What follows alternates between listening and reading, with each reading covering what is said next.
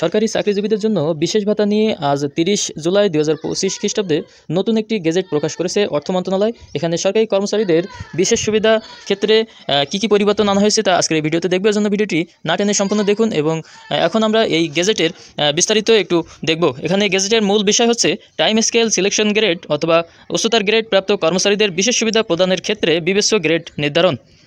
তো এখানে এই যে আপনারা যে গেজেট দেখতে পাচ্ছেন, এই গেজেটের মূল বিষয় হচ্ছে আমি আপনাদেরকে বলতেছি, সেটি হচ্ছে আপনারা যারা 11 থেকে 11, 12, 13 গ্রেডে যারা কর্মরত তারা টাইম স্কেল সিলেকশন গ্রেড বা উচ্চতর গ্রেড পেয়ে যারা নবম, দশম বা অষ্টম গ্রেডে পেয়েছেন বা বর্তমান রানিং আছেন, তাদের জন্য সাবস্ক্রাইবশিপ হিসেবে 15% বিশেষ সুবিধা তারা প্রাপ্ত হবেন।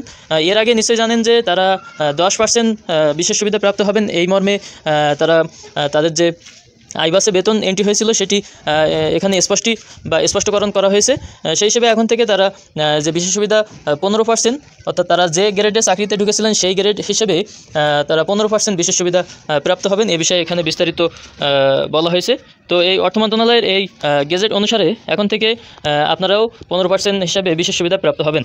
তো পরবর্তী সব আপডেট পেতে অবশ্যই চ্যানেলটি সাবস্ক্রাইব করে সাথেই থাকবেন, লাইক দিয়ে কমেন্ট করে আপনাদের মতামত জানাবেন। এছাড়াও আপনাদের কোনো জিজ্ঞাসা থাকলে অবশ্যই কমেন্টে লিখবেন। ধন্যবাদ সকলকে।